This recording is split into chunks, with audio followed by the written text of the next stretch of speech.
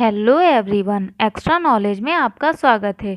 यहाँ पर आपको UP TET, C TET, super TET, UGC NET, JRF, PGT व अन्य सभी प्रतियोगी परीक्षाओं से संबंधित प्रैक्टिस सेट मिलेंगे। तो आज हम आपके लिए लाए हैं पीजीटी समाजशास्त्र का लेक्चर 2, जिसमें हम चर्चा करेंगे समाजशास्त्र की उत्पत्ति और विकास के बारे में। तो आइए जानते हैं समाजशास्त्र की उत्पत्ति कैसे हुई। शास्त्र की उत्पत्ति की तो 18वीं शताब्दी की सामाजिक, आर्थिक, राजनैतिक और बौद्धिक पृष्ठभूमि में यूरोप ने समाजशास्त्र के उद्गम में एक महत्वपूर्ण भूमिका निभाई है।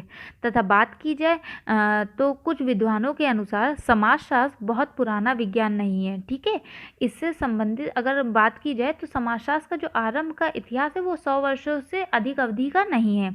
1750 से लेकर 1850 की अवधि तक का है और इस अवधि को टीबी बॉटोमोर ने उत्पन्न वर्ष कहा है।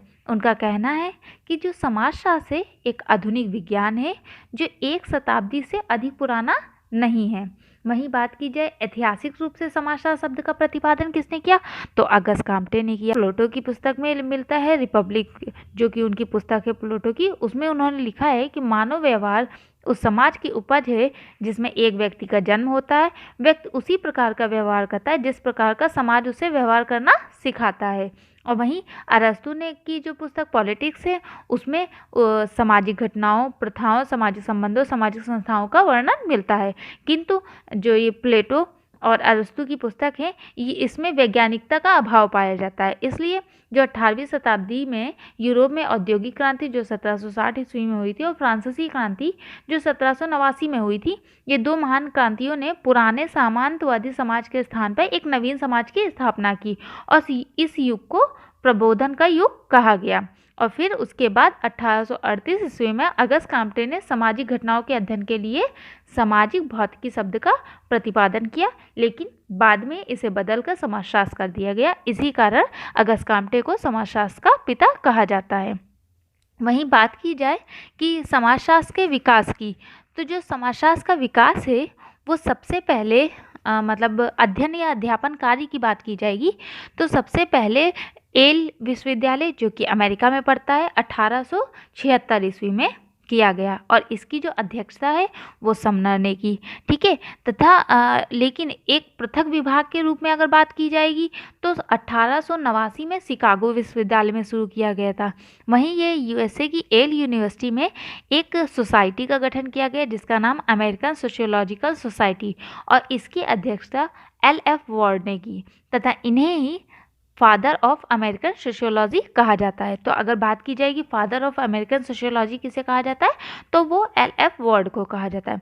उसके बाद फ्रांस के बोर्डेक्स यूनिवर्सिटी जो कि 1889 में समाजशास्त्र की एक अलग कक्षा स्थापित की गई जिसके संचालन किया गया जिसमें दुर्खिम ने अपना लेक्चर दिया तथा दुर्खिम जो थे ये अबनी संप्रदाय के अनुयायी थे।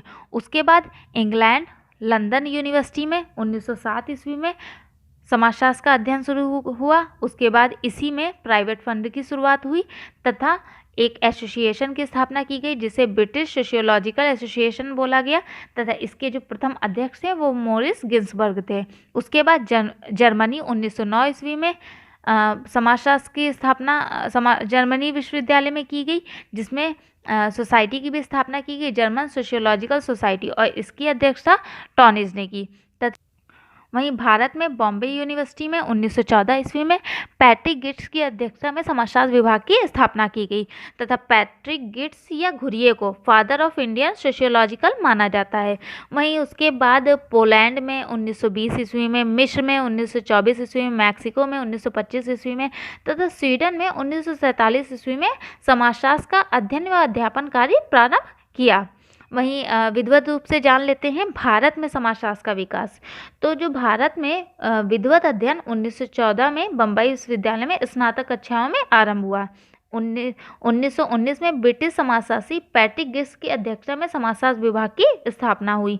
तो अगर बात की जाए कि समाजशास्त्र विभाग की स्थापना भारत में किसकी अध्यक्षता में हुई तो 1919 में पैट्रिक गिट्स की अध्यक्षता में। वहीं 1917 में कलकत्ता विश्वविद्यालय में डॉक्टर विजेंद्र नाथ सील के विशेष प्रयत्नों से अर्थशास्त्र के साथ साथ समाजशास्त्र का भी अध्यापन कार्य किया। तो कलकत्ता विश्वविद्यालय की अगर बात की जाएगी तो 1917 में और विजयनशील के और किसके साथ अध्यापन शुरू हुआ था समाजशास्त्र का? तो अर्थशास्त्र के साथ। 1921 ईस्वी में लखनऊ विश्वविद्यालय में अर्थशास्त्र विभाग के साथ साथ समाजशास्त्र विषय को मान्यता दी गई और इसका मार्गदर्शन दिया था वो डॉक्टर मुखर्जी ने दिया था। 1923 में मैसूर विश्वविद्यालय में इसका अध्यापन कार्य दर्शन विभाग के साथ शुरू हुआ। 1923 में आंध्र विश्वविद्यालय में समाजशास्त्र का अध्ययन कार्य शुरू हुआ। 1930 ईस्वी में पूना विश्वविद्यालय में श्रीमती इरावती कर्वे की अध्यक्षता में समाजशास्त्र विभाग की स्थापना हुई। 1951 में पटना व इंदौर विश्वविद्यालय में, 1954 में बड़ौदा में, 1958 में उस्मानिया विश्वविद्यालय में तथा 1959 में दिल्ली विश्वविद्यालय में समाजशास्त्र का अध्ययन व अध्यापन कार्य प्रारंभ हुआ। वहीं बात अगर की जाए समाजशास्त्र के विकास में योगदान देने वाले प्रमुख देश और उसके विचारक, तो अगर यूएसए की बात की जाएगी तो यूएसए के जो प्रमुख विचारक कौन कौन थे? वो एल.एफ. वॉर्ड थे, गिडिंस थे, कूले थे, J H. Mead, John Dewey, William James, Sumner, Sorokin, Zimmerman, Merton, Parsons, Ogburn Nimkoff और रॉस बर्गेस थे। वहीं फ्रांस की बात की जाए तो Montesquieu, Durkheim, Auguste Comte, Gurvitch, Tarde और Le Play. England J S. Mill, Spencer, Hobhouse, Karl Mannheim और Ginsberg. Germany G. Simmel, Max Weber, Karl Marx, Tönnies व वॉनविच। और स्कॉटलैंड में फर्गूसन, मिलर व एडम स्मिथ। तो अगर ये जो आपके विचारक दिए गए हैं, तो अगर पूछ लिया जाता कभी कदार सुमेलित में कि मॉन्टेस्क्यू कहाँ के थे, तो फ्रांस में समाजशास्त्र के विकास के महत्वपूर्ण योगदान के लिए जाने जाते हैं। तो इसको याद रखिएगा और इसकी पीडीएफ के लिए आप हमारे टेलीग्राम चैनल को ज्वाइन कर सकते हैं, जिसका लिंक डिस्क्रिप्शन बॉक्स में दे दिया जाएगा। और अगर बात की जाए प्रमुख भारतीय समाजशास्त्री, तो भारत में समाजशास्त्र के पिता जी.एस. घुरिये, लेकिन अगर ऑप्शन में पैट्रिक गिट्स आ जाए तो वो भी आपका सही होगा।